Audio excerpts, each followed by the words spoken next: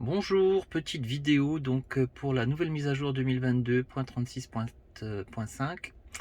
Donc on peut voir différentes choses apparaître. Donc désengagement de l'autopilote à la fin d'une voie d'insertion sur l'autoroute. Désormais l'autopilote affichera une alerte et se désengagera lorsque le véhicule se rapproche de la fin d'une voie d'insertion matérialisée par un marquage au sol et qu'il n'y a pas de changement de voie en cours. Donc ça c'est une amélioration. Ensuite l'application énergie. Donc toujours dans cette mise à jour, on pourra donc apprendre davantage sur la consommation d'énergie de votre véhicule. Avec la nouvelle mise à jour de l'application énergie, vous pouvez désormais surveiller la qualité d'énergie utilisée pendant la conduite et en stationnement, voir l'énergie consommée par différents composants de votre véhicule, les composants de conduite et les conditions environnementales, visualiser les comparaisons entre énergie consommée et l'estimation préalable pour votre trajet ainsi que la jauge de la batterie. Donc ça c'est pas mal comme amélioration. L'appli Tesla, elle évolue. Donc visualiser des détails supplémentaires sur le lecteur multimédia ainsi qu'une estimation de votre heure d'arrivée lorsqu'un itinéraire est en cours depuis la version 4.13.0 de l'application mobile. Donc il faut bien sûr que cette application soit également à jour. Ensuite, on a des détails supplémentaires sur les superchargeurs.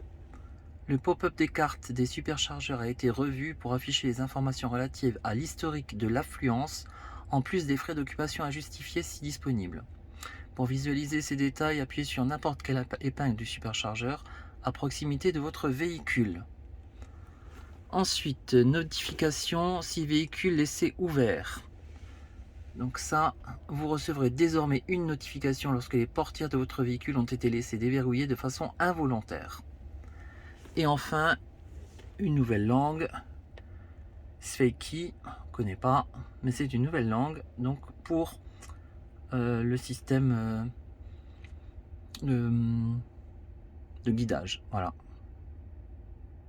et l'interface utilisateur. Bien, donc ça c'est pour les améliorations, donc la 2022.36.5, pas encore essayé de mon côté, j'espère qu'il n'y aura pas de bug, et j'espère que la voiture fonctionnera normalement avec le nouveau système en fait de caméra à la place du radar.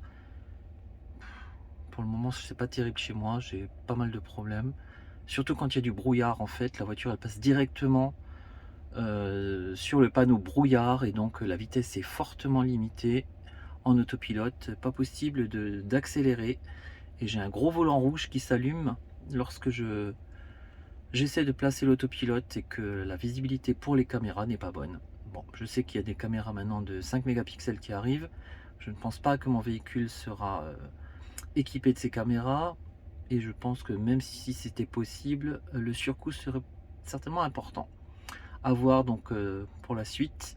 Moi j'ai un modèle 2021, donc j'ai encore l'ancien processeur. Je sais même pas si c'est compatible avec cet ancien processeur. Il faut sûrement avoir le Ryzen, que je n'ai pas, donc à vérifier également. On verra bien avec ce que nous propose Tesla dans ses prochaines mises à jour et ses prochaines upgrades de matériel.